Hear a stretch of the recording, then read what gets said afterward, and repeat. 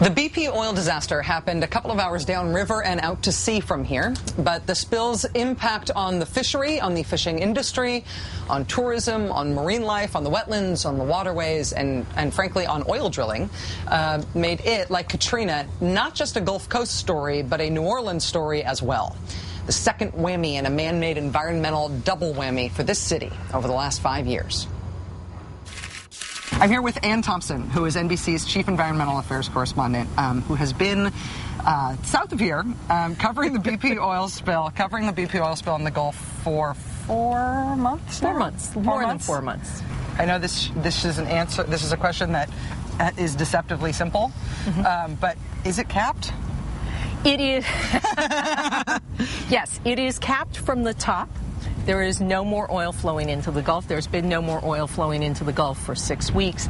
Now what they're trying to do is kill it dead, dead, dead, dead, as Secretary Stephen Chu, who's the Energy Secretary, says. It's a technical term. Yes, it is. One of the things about reporting on the Katrina anniversary, one of the things that's very clear when you're reporting on it from here, is that people here who I have talked to keep bringing up BP, not because BP is about Katrina, but because BP feels like chapter 2, feels like a disaster in which the devastation doesn't look the same, but is on the same scale for this region.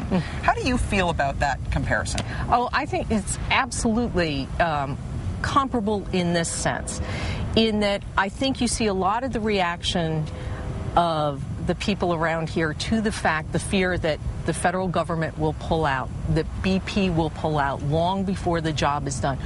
Why are they so suspicious? Why are they so leery despite all the promises that have been made?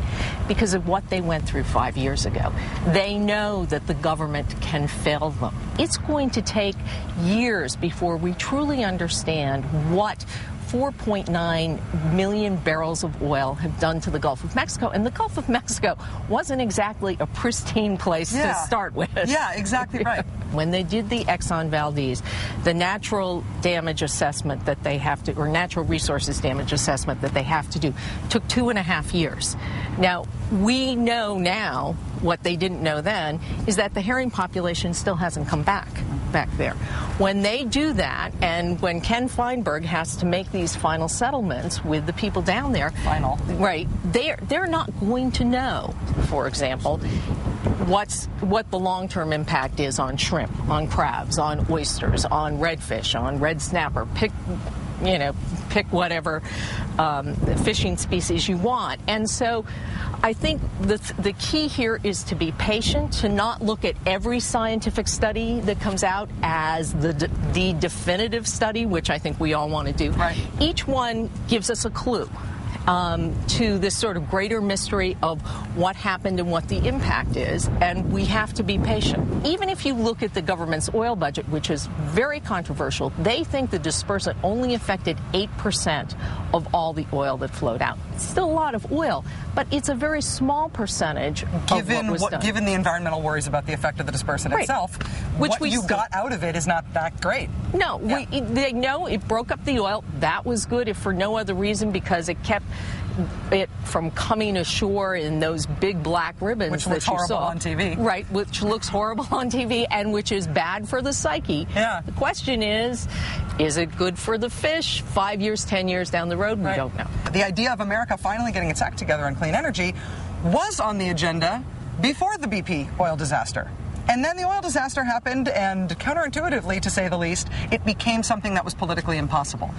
It makes me feel, as somebody who thinks about politics all the time, much more than I think about oil, that our political process, there's the diagnosis. Whoa, fundamentally broken. we are no longer capable of addressing very obvious national problems through the political process. Well, I think the thing I look at is, from everything I read and all the people I talk to, that because oil's role in our energy mix is going to have to change. It's going to have to become less dominant because it's a finite resource, and also because of the consequences of global warming. The problem is that the longer we wait to do it, the more severe the economic hardship will be. Think of any time you're trying to transition from one thing to another. The transition always goes smoother if you plan, if you think about it. It's always most difficult when your back is up against the wall. And we keep delaying. Think of all the wake-up calls we've had in this country. The oil crisis in the late 1970s, high gas prices through this decade, now this, and we keep saying, no, the economy's not strong enough. There's always a reason not to do it. And sooner or later, we're not going to have any choice. And the other problem is that China is making the choice, India is making the choice, other countries around the world are making the choice, and these choices create jobs and create opportunities. One last question for you. How are you doing? Not like you seem bad, but I mean, you've been covering this for 4 months, and the coverage that you've done on our show has been freaking awesome. I mean, you've really allowed us to tell the narrative in a way that makes much more sense than if we didn't have you to call on to do it. But I just wonder if you get mad about if you get emotionally affected by covering a story like this for so long. I think, I've always looked at this story this way. This is not a story about pelicans or dolphins or sea turtles. They've all been impacted. This is first and foremost an environmental disaster that affects people. And when you spend time with the people of Venice and the people of Southeast Louisiana, they're passionate and they're genuine about how much they love the land and how much they love the water. And when you see that, it just inspires you as a journalist.